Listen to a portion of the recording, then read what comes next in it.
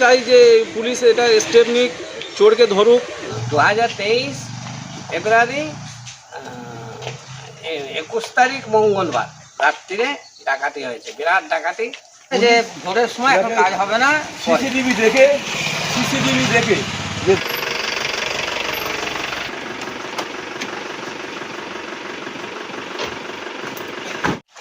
HSC Habib media ও Shekhala TV, আমি শেখ হাবিব রয়েছি আপনাদের সঙ্গে।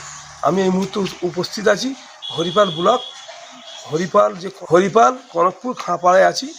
এই যে গেল রাত্রিরে এখানে ইনি মাঠের ধান কেটে এনে কিছু জমির ধান রেখেছে, কিছু জমির ধান বাকি আছে, মানে এখানেই রাখা ছিল।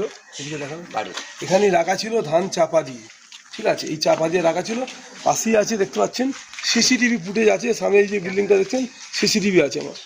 এখানে রাত্রির বেলা ভোর 4টে নাগাদ একটা গাড়ি আছে, বুলেরো পিকআপ ভ্যান, নতুন গাড়ি, ফুল দেওয়া আছে, নাম্বার নাই, সে গাড়ি এই জায়গায় লাগিয়ে, মানে এই পাশে যে দুটো বাড়ির গেটে তালা মারে, নতুন তালা এনে মেরেছে।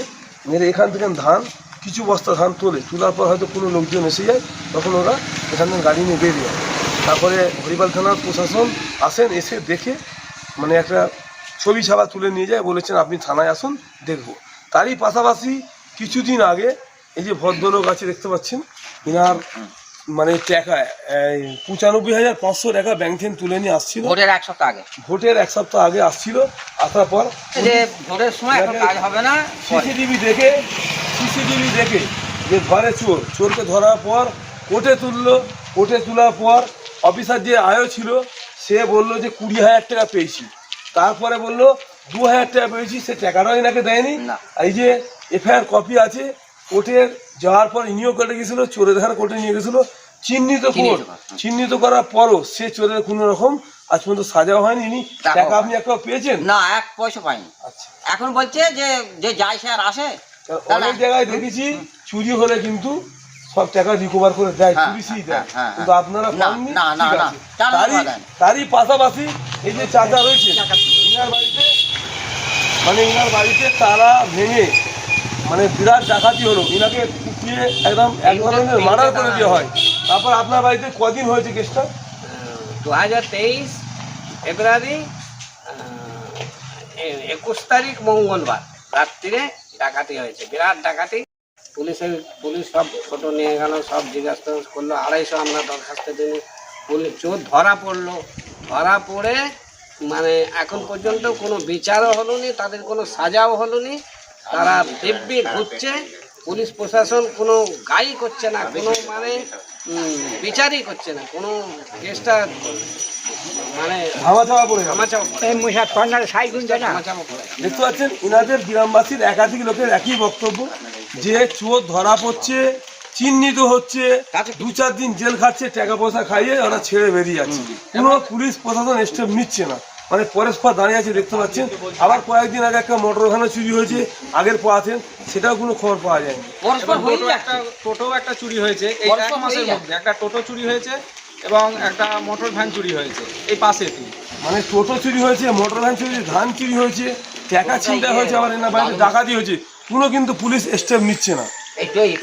গ্রামবাসী কি বলছেন আপনারা দেখতে পাবেন বা দেখাবো, কে কোথায় দেখছেন অবশ্যই কমেন্টের মধ্যে জানাবেন। আপনারা ভিডিওটি বেশি শেয়ার করুন, আপনাদের মূল্যবান মতামত কোনো অবশ্যই জানাবেন। দেখতে পাচ্ছেন সিসিটিভি ফুটেজের মধ্যে গাড়িটা ঢুকে এখানে রেখে ধান লোড করছে, ঠিক আছে, আপনারা দেখতে পাচ্ছেন সিসিটিভি ফুটেজ। এটা আজকে আমার সকালে দেখলাম ধান চুরি হয়েছে। আমি মান্ডিতে ধান দেবো বলে আমার কিছু জমির ধান কাটা হয়েছে, আমি সেটা বস্তা করে এখানে রেখেছি এবং বাকি জমিগুলো ধান কেটে একসাথে এলে মান্ডিতে পাঠাবো, এটা চিন্তাভাবনা আমার ছিল। তো সকালে হঠাৎ করে মা মর্নিং ওয়াকের জন্য সকালে বেরোচ্ছিল বাড়ি থেকে, দেখলো মেন গেটে আমার তালা মারা বাইরের দিক দিয়ে। তো আমাকে ডাকাডাকি করে আমি তৎক্ষণাৎ দৌড়ে বাইরে এসে দেখলাম গেটে তালা মারা। আমার পিছনের একটা গেট আছে, পিছনের গেট দিয়ে আমি ঘুরে যখন এসে দেখছি আমার ধান এইভাবে ছড়ভঙ্গ হয়ে আছে, এখান থেকে বেশ কিছু ধান চুরি হয়েছে। তো চুরি হয়ে গেছে, আমার কাছে কথা হচ্ছে যে চাষির ওপরওয়ালা দুর্যোগের কারণে নানা রকম সমস্যার জন্য চাষি মরে যাচ্ছে, এবার তার উপরে ফের চোরেদের উৎপাত। আমার গ্রামে আমারই মনে হয় প্রথম ধান কাটা হয়েছে, বাকি ধান এখনও পড়ে আছে, সেগুলো সব রাস্তার ধারেই প্রায় ম্যাক্সিমাম পড়ে থাকে। এবার এইসব ধান যদি এইভাবে চুরি হয় তাহলে কী করে হবে, চাষি তো সব দিক দিয়েই মারা যাচ্ছে। এবার আমার হরিপাল থানা কি করছে আমরা সেটা জানি না, কারণ হচ্ছে এই কদিন আগেই যে একটা ভটভটি চুরি হয়ে গেল, এই রিসেন্ট দিন 15 কি 1 মাস হবে। কোন জায়গা থেকে? ওটা পাশের গ্রাম বড়ম্বা থেকে চুরি হয়েছে, আমার এই সাইড দিয়ে পাস হয়েছে নাকি শুনলাম। যেটা আমার এখানে সিসিটিভি ক্যামেরা লাগানো আছে, তারপরেও সিসিটিভি ক্যামেরার আওতায় ওরা পুরো স্টেপ নিয়ে এসেছে যে চুরি করার উদ্দেশ্যে, কারণ হচ্ছে আমার মেন গেটে তালা মেরেছে, তারা তালা ক্যামেরা আছে, তার জন্য একটা নতুন পিক আপ ভ্যান বুলেরো ওই গাড়িটা নিয়ে এসেছে, তাদের কোনো নাম্বার প্লেট লাগানো নাই, পুরো মানে কথা জোর করিয়ে এসেছে। কারণটা কি? রাস্তায় দেখলাম বহু ধান পড়ে আছে, মন ধান পড়ে আছে, বহু ধান। সেটা বলতে পারছি না, কিন্তু কোনো আপনাকে শত্রুরা আছে নাকি? কেউ চুরি করাচ্ছে আমার মনে হয়? ডাউট আছে যে আমার হয়তো করেছে, না হলে রাস্তার ধারে আরও তো ধান পড়ে আছে। তাদের নেন আপনারই বা চাপা দিয়ে ধান বাড়ির সামনে থেকে তালা দিয়ে নিল কেন? হতে পারে, আমি তো যখন আমি নিজে দেখিনি, আমি কারোর নাম তো বলতে। কত বস্তা ধান ছিল আপনার এখানে? আমার এখানে টোটাল 16 বস্তা ধান ছিল, তার মধ্যে কিছু নিয়ে তার গেছে। মধ্যে কিছু ধান নিয়ে গেছে। আমার নাম হচ্ছে নূর হোসেন আলী খান, পাড়া হচ্ছে খানপাড়া, কনকপুর, হরিপাল। আমি চাই যে পুলিশ এটা স্টেপ নিক, চোরকে ধরুক, নাহলে আর তো 2-1 দিনের মধ্যে পুরো থাকবে। আমার গ্রামে হয়তো আমারই রাস্তার ধারে পড়ে আছে, আশেপাশে গ্রামে ধান পড়ে আছে, জানি না সেখানে কি হচ্ছে, কিন্তু আমার